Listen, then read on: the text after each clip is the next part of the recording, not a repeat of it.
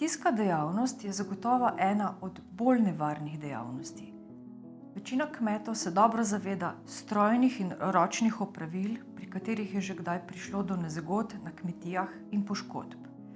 Tu se ne moremo zanašati na srečo, da se nič ne bo zgodilo, ampak je treba s primernim ravnanjem preprečevati takšne nezgode.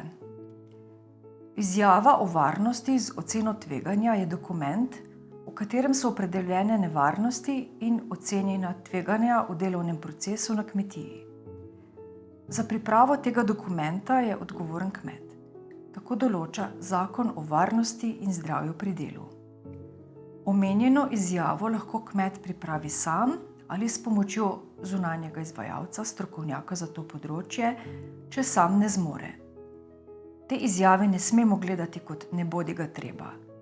Je namenjena preprečevanju izpostavljanja nevarnosti poškodbe ali obolevanja za vse, ki delajo na kmetiji in bi delo lahko na njih učinkovalo. Ne glede na to, kakšno je splošno prepričanje glede plačevanja davkov in prispevkov v državno blagajno, je pomembno, da si uredimo poleg varnega dela in sredstev za delo tudi svojo socialno varnost. Slovenski pravni red omogoča vključitev v obvezna zavarovanja med drugim tudi osebam, ki opravljajo kmetijsko in gozdarsko dejavnost. Trenutno so v Republiki Sloveniji predpisane 4 vrste obveznih zavarovanj: pokojninsko in invalidsko, zdravstveno, starševsko varstvo in brezposelnost. Zadnje zavarovanje pa žal ni predvideno za kmečke zavarovance. Kmetje torej plačujejo 3 vrste zavarovanj, ki jih urejajo Zakon o pokojninskem in invalidskem zavarovanju, Zakon o zdravstvenem varstvu in zdravstvenem zavarovanju in Zakon o starševskem varstvu in družinskih prejemkih. Višino prispevkov ureja Zakon o prispevkih za socialno varnost. Pokojninski zakon določa prednostni vrstni red za zavarovanje določenih kategorij oseb. 4. po vrsti so kmetje.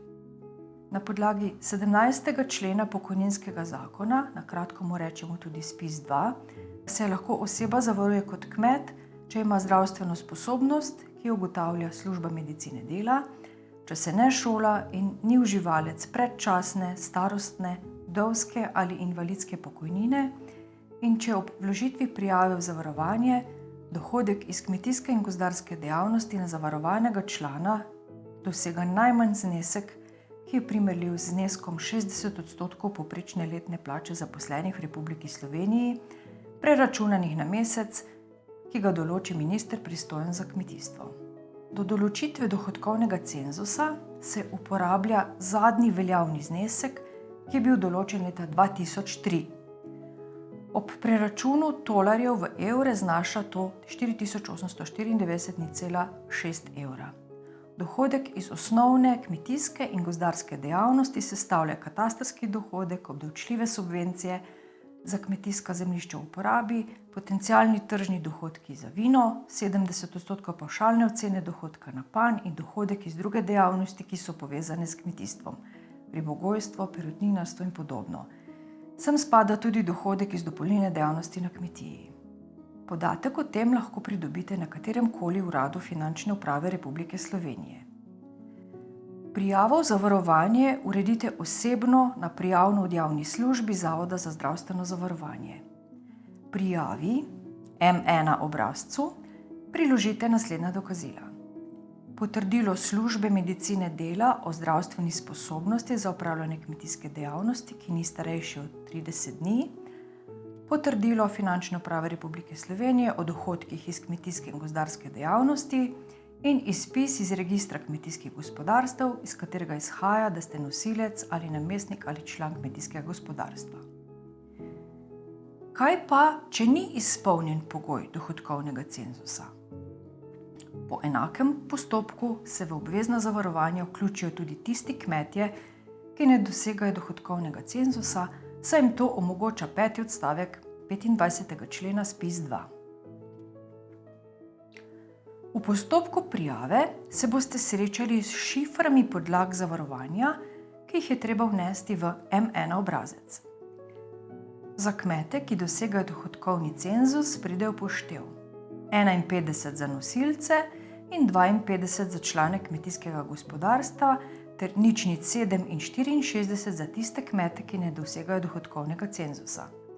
Pri tem šifra 0,7 predstavlja pokojninsko in invalidsko zavarovanje, 64 pa pokriva zdravstveno zavarovanje in zavarovanje za starševsko varstvo. Koliko me bo pa stalo takšno zavarovanje? Najnižja zavarovalna osnova za kmečke zavarovance v letu 2023 je 60% povprečne bruto plače.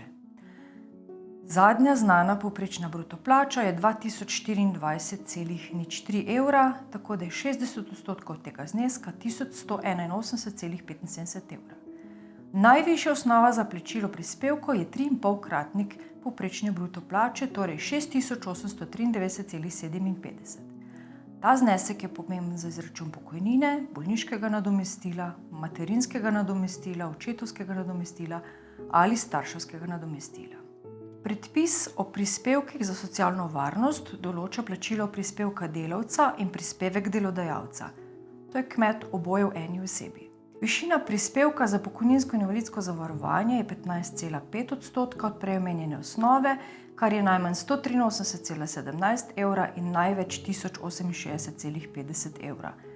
Višina prispevkov za zdravstveno zavarovanje je 6,89%, kar je najmanj 81,42 in največ 474,79 evra.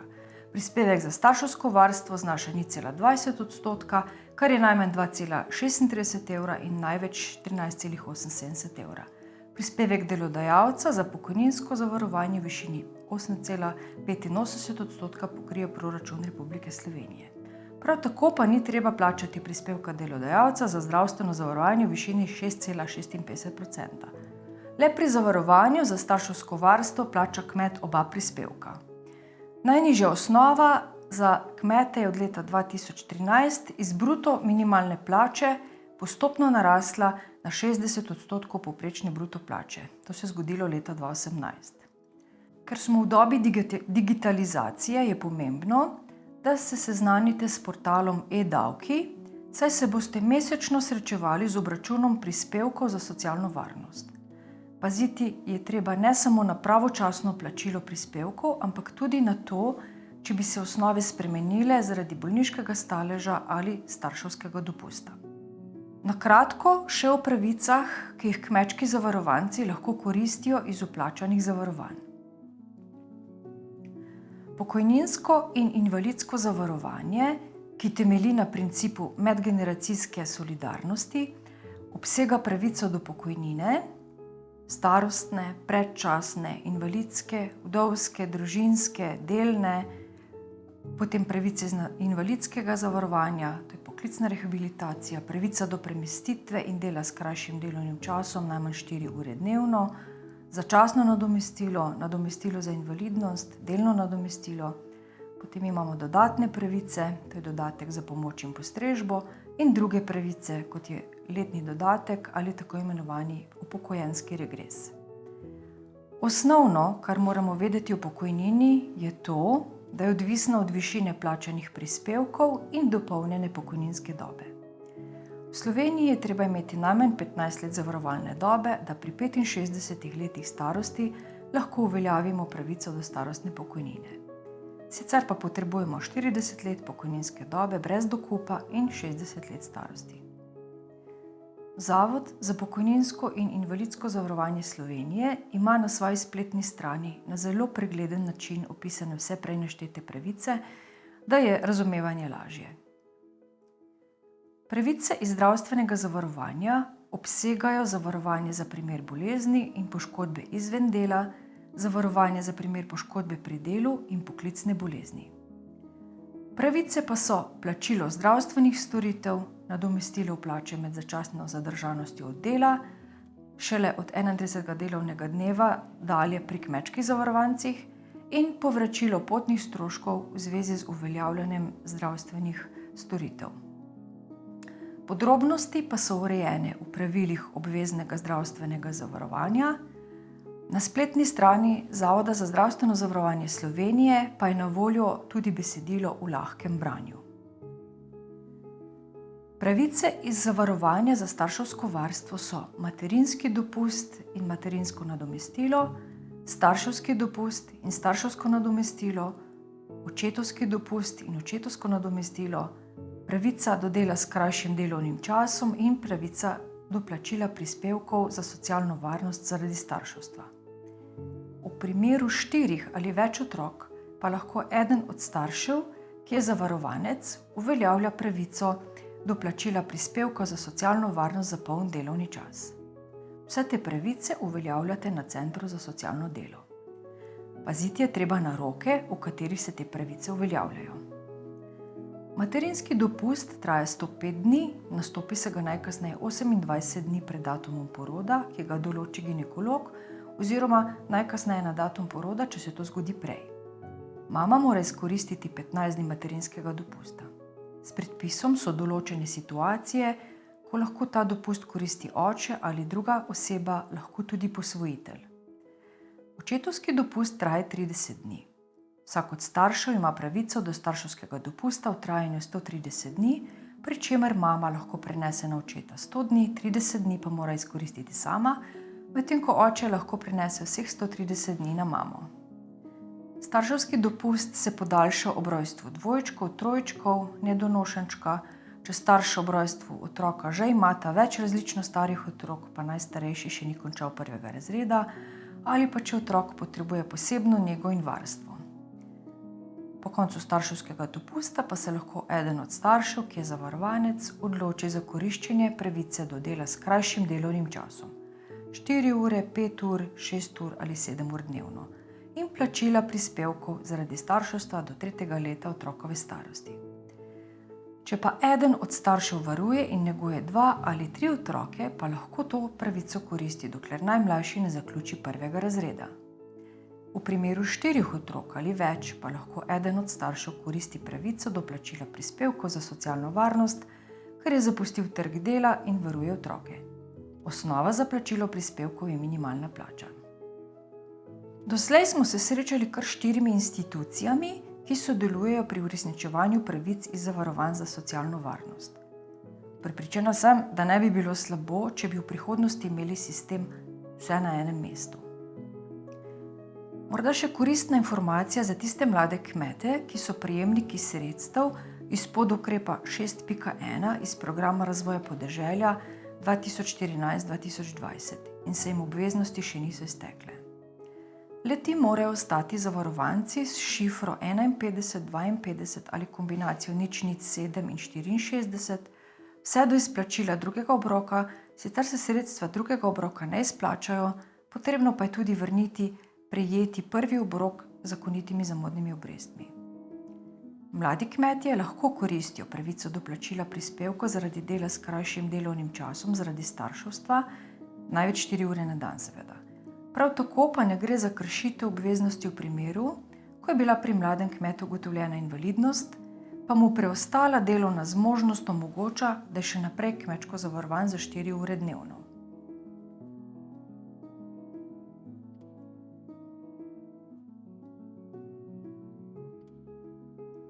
Lahko. Zakon o uveljavljanju pravic iz javnih sredstev in ostali predpisi z tega področja daje nekaj možnosti tudi tistim, ki opravljajo kmetijsko dejavnost. Pogojene pa so z materialnim položajem družine. Uveljavljate jih na Centru za socialno delo. Otroški dodatek je dopolnilni prejemek za preživljanje, vzgojo in izobraževanje otroka, ki ga uveljavlja eden od staršev za otroka s prijavljenim prebivališčem v Republiki Sloveniji do dopolnjenega 18. leta starosti, če se redno šola. Pravico je treba uveljavljati v 30 dneh po rojstvu otroka, da se prizna od datuma otrokovega rojstva. Če ta rok zamudite, se pravica prizna s prvim dnem naslednjega meseca po oddaji vloge na Center za socialno delo. Višina je odvisna od uvrstitve družine v posamezen dohodkovni razred, ki ima nominalno določene meje. Na višino pa vpliva tudi to, ali gre za otroke ali otroka do konca osnovne šole ali srednje šolce do 18. leta. Do izjemne višine otroškega dodatka so upravičene enostarševske družine in tisti starši, katerih otroci mlajši od 4 let ne obiskujejo vrtca. Če pa obstajajo okoliščine, da otroški dodatek ne bo namenjen za otroka, lahko center odloči, da se ga izplača v obliki dobrin. Znižano plačilo vrtca lahko uveljavljajo starši za otroke, ki so vključeni v javni vrtec, zasebni vrtec s koncesijo ter zasebni vrtec, ki ga financira iz občinskega proračuna občina. Starši, ki imajo v vrtec hkrati vključena 2 otroka, so plačila za mlajšega otroka oproščeni. Starši so oproščeni plačila za vrtec tudi za 3. in vsakega nadaljnjega otroka iz iste družine, ne glede na to, ali je v vrtec vključen hkrati s svojim sorojencem. Višina plačila vrtca se ugotavlja glede na povprečni mesečni dohodek na osebo in se določi v odstotku cene programa za vrtec in na podlagi uvrstitve v dohodkovni razred. Subvencija prehrane se lahko dodeli učencem za malico in kosilo ter dijakom za malico. Določi se v odstotku cene malice, ki je lahko 40, 70 ali 100. Kosilo pa je brezplačno za tiste, ki so pri otroškem dodatku uvrščeni v prve 3 dohodkovne razrede.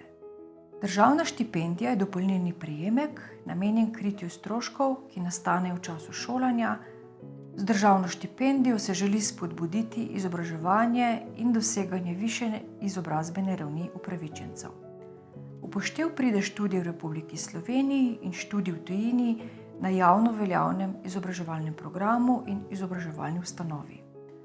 Za pridobitev državne štipendije dohodek vašega gospodinjstva od 1. junija 2022 dalje ne sme presegati 1104,33 evrov na osebo.